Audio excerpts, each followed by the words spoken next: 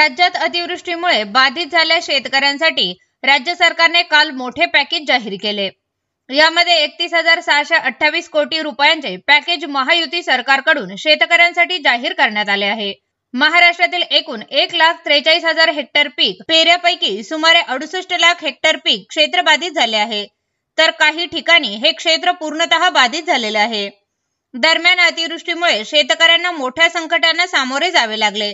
दरम्यान अतिवृष्टीनंतर राज्य सरकारने तत्काळ पंचनामे सुरू केले होते, तर यापूर्वी सरकारने पूरग्रस्तांना अन्नधान्य आणि रोख स्वरूपामध्ये मदत वाटप देखील सुरू केली होती। दरम्यान काल राज्य सरकारची मंत्रिमंडळाची बैठक पार पडली। यामध्ये मुख्यमंत्री देवेंद्र फडणवीस यांच्या नेतृत्वाखालील महायुती सरकारने शेतकऱ्यांसाठी भारी मदत करण्याचा निर्णय घेतला होता। त्यानुसार नुकसान झालेल्या शेती, पशु, धान्य, पिके व इतर गोष्टींसाठी सरकारने तब्बल 31,000 कोटीचे मदतीचे पॅकेज घोषित केले। अहिल्यानगर जिल्ह्यामध्ये देखील अतिवृष्टीचा शेतकऱ्यांना मोठा फटका बसला आहे। दरम्यान सरकारने जाहीर केलेल्या मदतीची नगर जिल्ह्यातील शेतकऱ्यांना देखील फायदा होणार असल्याने हे सरकार कायम शेतकऱ्यांच्या पाठीशी ठामपणे असल्याचे माजी मंत्री आमदार शिवाजीराव कर्डिले यांनी पत्रकार परिषदेत केले।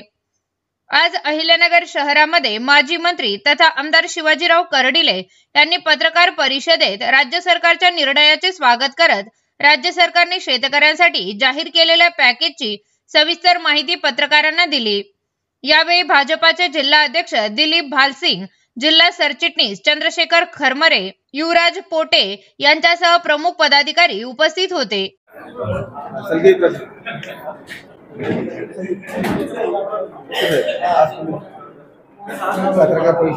महाराष्ट्र राज्याचे मुख्यमंत्री देवेंद्र फडणवीस साहेब, उपमुख्यमंत्री एकनाथरावजी शिंदे साहेब, अजितदादा पवार यांनी जी मोठ्या प्रमाणामध्ये जिल्ह्यामध्ये विशेष करून महाराष्ट्रामध्ये अतिवृष्टी झाली आणि अतिवृष्टीमध्ये बऱ्याच मोठ्या प्रमाणामध्ये शेतकऱ्याचे नुकसान प्रत्यक्ष पाहायला मिळण्याचं काम झालंय। काहींच्या प्रत्यक्ष आपल्याला शेतीमध्ये जे काही पीक होतं ते सगळं पीक वाहून गेलं।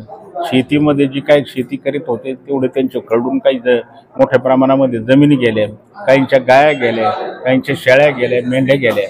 मोठ्या प्रमाणामध्ये मला हे नुकसान प्रत्यक्ष आपण पाहायला मिळालं। अतिवृष्टीमध्ये पाहिलं तर काही जे काही लोक होते ते आपल्याला मृत्युमुखी सुद्धा पडलेले प्रत्यक्ष आपल्याला पाहायला मिळण्याचं काम झालंय। त्याच्यासाठी सुद्धा मोठी रक्कम आजच्या राज्याच्या सरकारने देण्याचं काम केलंय।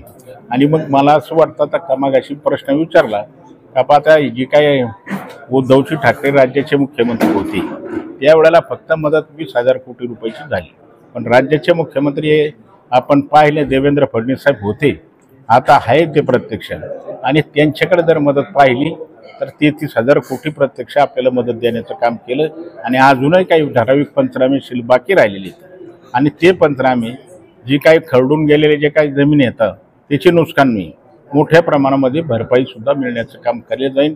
आणि हे जे काय देतोय जेवढेच पंचनामे केले जेवढे शासनाकडे गेले तेवढेच आपण आज ही कर्ज जी माफी देण्याचं काम आपण केले। माफी आता जी काय अतिवृष्टी झाली त्याची साधारणतः दिवाळीपर्यंत प्रत्येक शेतकऱ्याच्या खात्यामध्ये वर्ग 100% होणार आहे।